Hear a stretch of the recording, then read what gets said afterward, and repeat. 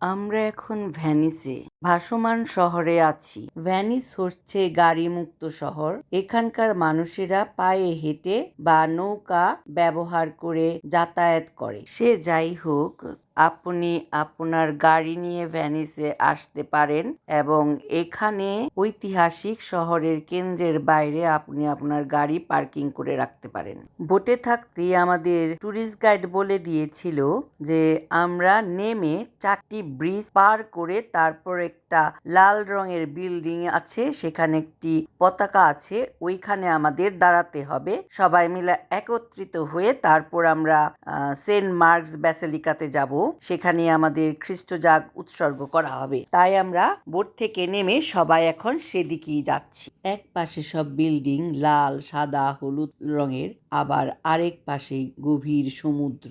সমুদ্রে নৌকা ভাসছে, আর মাঝখানে যে রাস্তাটি আছে সেখানে একটা দ্বীপের সাথে আরেকটা দ্বীপ সংযুক্ত হয়েছে এই ব্রিজগুলোর মাধ্যমে। এখানে অনেক ভ্যান্ডারও দেখতে পেয়েছি আমরা, অনেক ছোট ছোট দোকানপাট, হয়তোবা এখানকার ট্যুরিস্টদের জন্যই এখানে প্রচুর ছোট ছোট দোকানপাট আছে ভ্যানিসের জিনিসপত্র কেনার জন্য, সুভিনিয়র কেনার জন্য।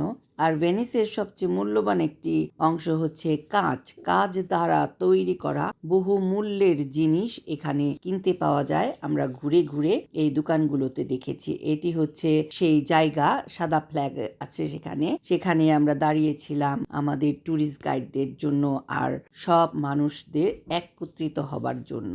আমার পেছনে যে ছোট ঘরটি দেখা যাচ্ছে, এখান থেকেই গন্ডোলার টিকিট কাটা হয়। ভ্যানিস শহরে জোয়ার ভাটার সময় প্রায় বন্যার কবলে পড়ে। এখানেও দেখা যাচ্ছে যে পানির স্তরে প্রায় সমান এখানকার মাটির স্তর, তাই এখানে ক্রমাগত পানি আসতেছে। দেখতে অপূর্ব সুন্দর লাগে। পানি আর মাটি যেন মিলেমিশে একাকার হয়ে গেছে।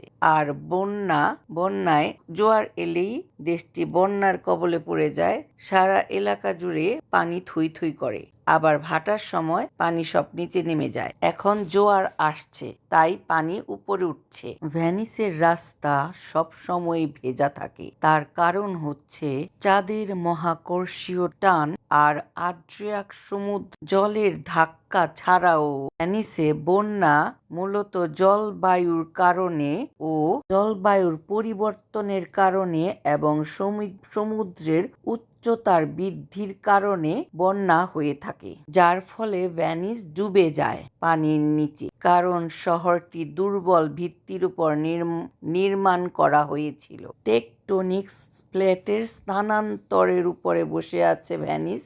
এটি সরে গিয়ে ভ্যানিস পূর্ব দিকে ঝুঁকে পড়ে। ভ্যানিসে সাধারণত 4টি ঋতু হয়। শরৎ আর বসন্তের সময়ে শহরটি বন্যার ঝুঁকিতে থাকে। ভ্যানিসের সবচেয়ে নিচু অংশ হলো সেন্ট মার্কস ব্যাসিলিকা।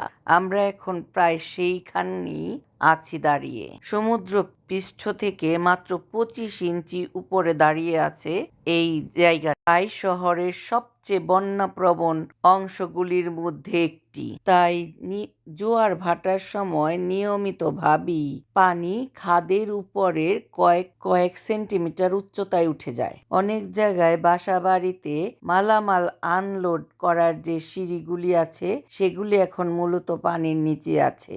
অনেক বাড়িতে দেখা গেছে যে বেসমেন্টগুলো সব পানিতে ভরা। আজ ভ্যানিসে নৌকা বাইচের প্রতিযোগিতা ছিল, আর আমি দূর থেকে সেটি আমার ভিডিওতে ধরে রাখার চেষ্টা করেছি। জানি না কত দূর উঠেছে। প্রচুর নৌকা এসেছিল নৌকা বাইচ উৎসবে। খুব ভালো লেগেছে। অনেক দিন পরে দেখা হলো নৌকা বাইচ। বাংলাদেশে তো বর্ষা সিজনে সব সময় নৌকা বাইচে অনেক আনন্দ উল্লাস করতাম। এখানে এসে কিছুটা হলেও সেটা বাংলাদেশকে মনে করিয়ে দিল সেই বাংলাদেশের নৌকা বাইচের কথা। অনেকের মনে প্রশ্ন আসতে পারে, ভ্যানিসের শহরগুলি বা বাড়িঘরগুলি কিভাবে পানির উপরে ভাসছে। আমি আগের ভিডিওতে তার কিছুটা আভাস দিয়েছি। এখানে আরেকটু বলে নিই, সেটি হচ্ছে অনেক বছর আগে ভবনগুলি মাটির গভীরে চালিত লম্বা কাঠের স্তূপ ব্যবহার করে নির্মাণ করা হয়েছিল। স্তূপগুলি যখন মাটির গভীরে চলে যায়, দুর্বল পলি আর ময়লাকে অতিক্রম করে স্তূপগুলি এমন একটি জায়গায় গিয়ে পৌঁছে যেখানে শক্ত কাদা মাটি ছিল, যা উপরের স্তূপের উপরে স্থাপন করা ভবনগুলির ওজন ধরে রাখতে পারে। এইভাবেই বাড়িঘরগুলি এখানে নির্মাণ করা হয়। এই যে এখানে যে নীল রঙের গন্ডোলাগুলো দেখা যাচ্ছে, এই গন্ডোলা হচ্ছে এখানকার গাড়ি, এখানকার বাস। এই গন্ডোলাই হচ্ছে এখানকার মানুষের প্রাণকেন্দ্র। এই গন্ডোলাতে করে এরা ব্যবসা বাণিজ্য, যাতায়াত, বাজারহাট করে। অনেক অভিজ্ঞতা হলো এখানে এসে।